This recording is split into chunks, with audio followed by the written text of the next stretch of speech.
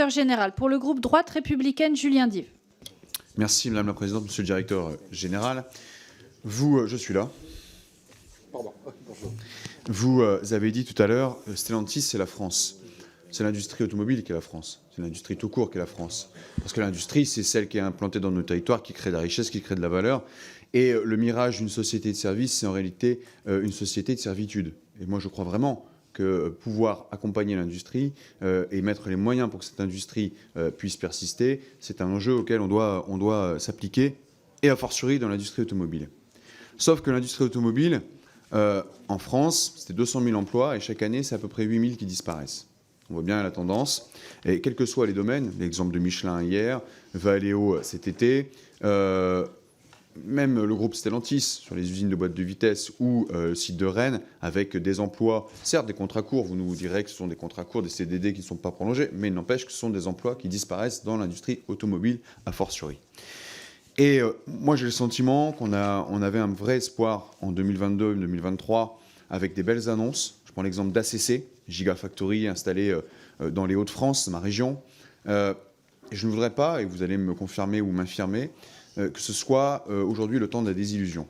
Et l'exemple d'ACC est assez criant. Vous êtes détenteur d'un tiers des parts d'ACC, cette Gigafactory, je répète, et vous aviez annoncé 3 sites dans les Hauts-de-France, à Douvrin, à côté de la Française de Mécanique, site historique des moteurs thermiques, un site à Kaiserslautern en Allemagne et un site en Italie. Et il semblerait que les 2 sites italiens et allemands soient aujourd'hui à l'arrêt, et le site français de Douvrin, qui est aujourd'hui construit, fonctionne, ne soit pas forcément à pleine mesure des résultats attendus.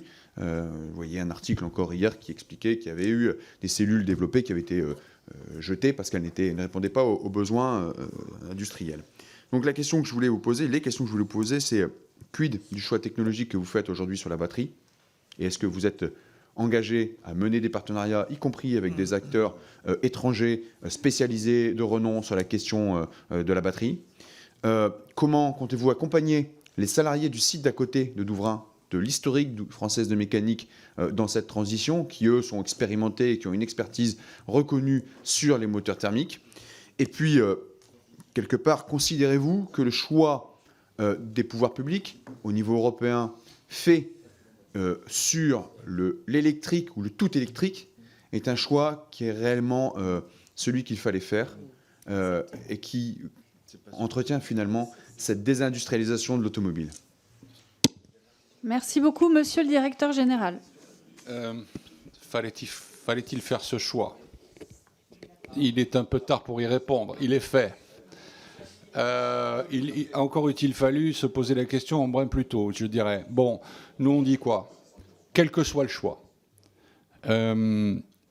le seul moyen de régler la question des émissions CO2 de la mobilité individuelle, c'est l'électrique. Donc il faut y aller. Sinon, on va se retrouver avec des valences tous les jours. Donc il faut y aller. Il faut y aller dans l'ordre. Donc ce qu'on a fait, nous, c'est de mettre pourvoir. On a investi dans à peu près 40 véhicules électrifiés dans le monde. Et on s'est dit qu'on n'allait pas être dépendant en matière de fourniture de batteries de la Chine. Parce que ça, c'était le meilleur moyen du jour au lendemain de se voir les batteries augmenter de 50%. C'était le seul moyen. Et comme vous savez déjà que l'électrique, c'est 40% de plus que le thermique, à un moment donné, on s'est dit, on fait les autos et on fait les batteries. Simplement, le développement, le rythme, la montée en cadence d'ACC, par exemple, va se faire strictement lié au marché. Objet de mon intervention de ce jour. C'est-à-dire que si on veut y aller sérieusement, il faut y aller massivement ensemble. Tirons la demande par des politiques publiques adaptées, on s'occupe de l'ensemble de la production, y compris d'ACC. Et d'ailleurs, ACC est un bon réservoir de compétences disponibles pour Douvrin, juste à côté. Donc si ACC monte en cadence, la question de Douvrin sera réglée naturellement par l'attractivité de ACC. On a temporisé sur le reste, oui, parce qu'on attend de savoir ce que sera le marché de 2025 en matière d'électrique. Pour l'instant, ce marché est en ordre de grandeur de 12%. Il doit être multiplié par 2 dans 9 semaines. Nous allons voir comment ça se passe. Merci.